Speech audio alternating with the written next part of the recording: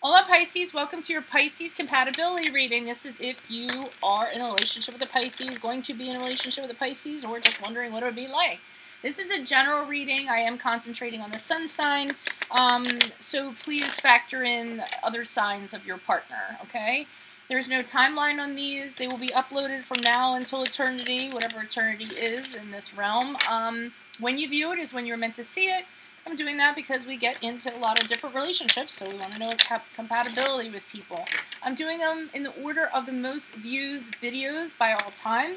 So Pisces, you guys came in for number 2, so I will be doing all 12 of your signs that you're compatible with, for degrees of best, good, to fair, to unfavorable, okay? Make sure you check my playlist for other signs frequently, or subscribe. So I'll lay the main cards out. I'll go over what those are. And then I'm also going to be uploading in Vimeo bonus edition with clarifiers, and we really get into the nitty-gritty in that one, okay? Just click on the link below when the video is done to go ahead and purchase that. And if this reading resonates with you, consider a personalized reading. Just check out my rates and info below and email me. Otherwise, let's see what's going on, okay? So, Holy Spirit Angels, can you please show me the position, stance, contribution of a Pisces number 1 in a Pisces-Pisces relationship? Pisces number 1 and a Pisces-Pisces. And you, the person viewing this, is Pisces number 1, in case you're wondering. I know it can get confusing, so I'm breaking it down for you. Can you please show me the contribution for Pisces number 2? So Pisces number 2 will be your partner. The Fool card in the upright. Good. Can you please show me the basis of this relationship? What would be the basis or the foundation of this relationship? The Seven of Swords in reversed. Alrighty. What lies in between Pisces 1 and Pisces 2 in regards to the relationship? We have the World card in reversed. Alrighty. And then how will Pisces 1, Pisces 2 move forward in their relationship? We have the Judgment card in reverse.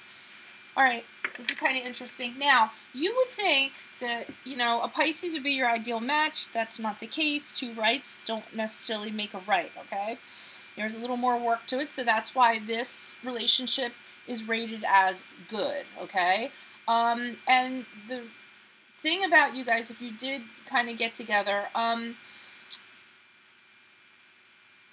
what was never mind, forget what I was going to say there. But anyways, so the thing is, you guys would be really emotionally dependent on one another, very dreamy, and sometimes as a result, you guys will kind of get lost individually. It's almost like you don't know where one person starts and the other one ends, if that makes sense, but it's not always necessarily in a positive kind of way. You guys are kind of, like I said, depending on each other, so you lose your individuality because of that. Alright, so that's all I'm going to say about that. I was just looking at my notes, and I'm looking at my notes, and I'm like, I have the worst handwriting because I'm trying to read what this is. I have no idea. I think it's going to come to me. Alright, and if it doesn't, then it doesn't. Okay? Oh, I remember what I was going to say. If you're a Pisces and there's a water moon, sometimes it can result in a less favorable connection, or you know what I mean. I can't even say the words right. If you're dating someone and they're a Pisces sun and then they have a water moon, it will be even a less favorable connection, okay? Because more of what I talked about will be even more evident, all right? So let's get to you guys here. So Pisces number 1, that's you guys that are viewing this. We have the 8 of Swords in reverse. So I do kind of feel like you guys feel very but in meeting Pisces number 2, in being in a relationship with them, you guys are going to feel released from something. You're going to feel liberated. You're going to feel very free. There's going to be new hope in regards to this situation, okay, or this relationship. And I feel like that's how you guys are. That's what your stance is, and that's what this relationship is doing for you. Pisces number 2, we have the Fool card. So they're just like, yeah, let's do it. They're kind of feeling the same thing. They're having fresh hope. They want to take a new chance on this. They want to have a risk on this relationship. Very carefree, very romantical. I don't even know if that's a word, but very romantic-y. And they're throwing all care to the wind. They're not thinking about practical stuff. They're just all caught up in the dreaminess of it and how great it's going to be and how romantic it's going to be, and they're going to step off that cliff with you. So that's what's up with your Pisces partner. Okay, Seven of Swords down here. Now, I almost feel like you guys, it came together. The basis of the relationship is like after getting out of a situation where somebody got what was coming to them. Sometimes I get that a lot with the Seven of Swords. So I almost feel like you guys, somebody did something to you in the past. It could be you, your Pisces partner, or both of you did something to you in the past, and you had a vindication, or somebody came back and tried to make things right, or what have you. But I feel it more. It's like somebody did something, somebody hurt you, and you found out they got caught, they got the karma bus, and this allows you to move on. This might be something in common that you have with your Pisces partner, or it just might be something that happened to one or one of you, okay? Now, the World card in reverse, what lies between you, this is where it starts to get problematic. And it doesn't mean, all relationships are work, so don't get too worried about this if you're dating a Pisces. But here, with the World in reverse, it's about a lesson not being learned, okay?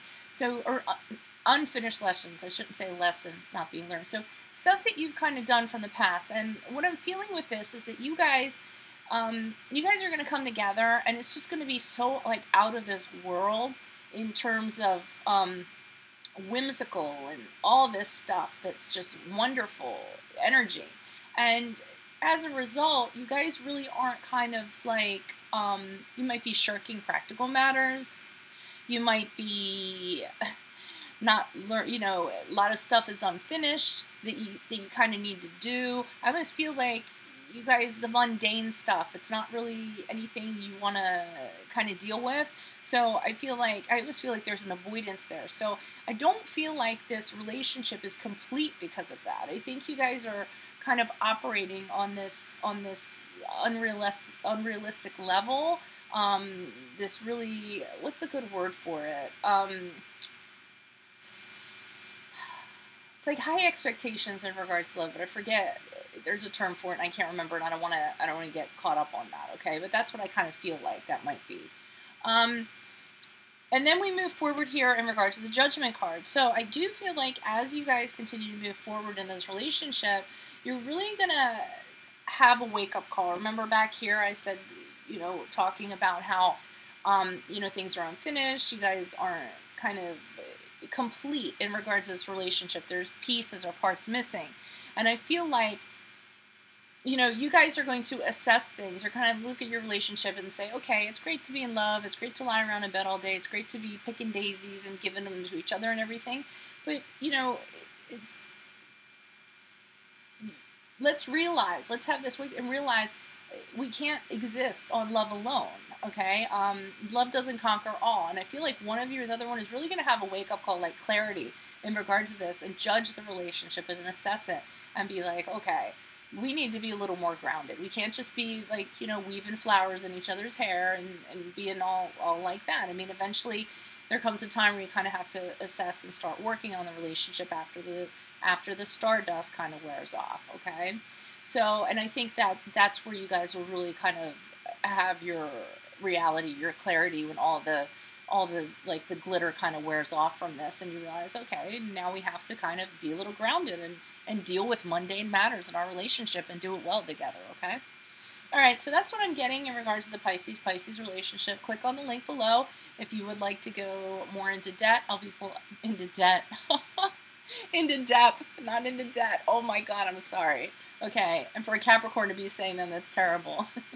If this reading resonated with you, consider a personalized reading. Otherwise, I will see you guys as I usually do for my monthly generals. Adios from Veronica Garnett. Adios.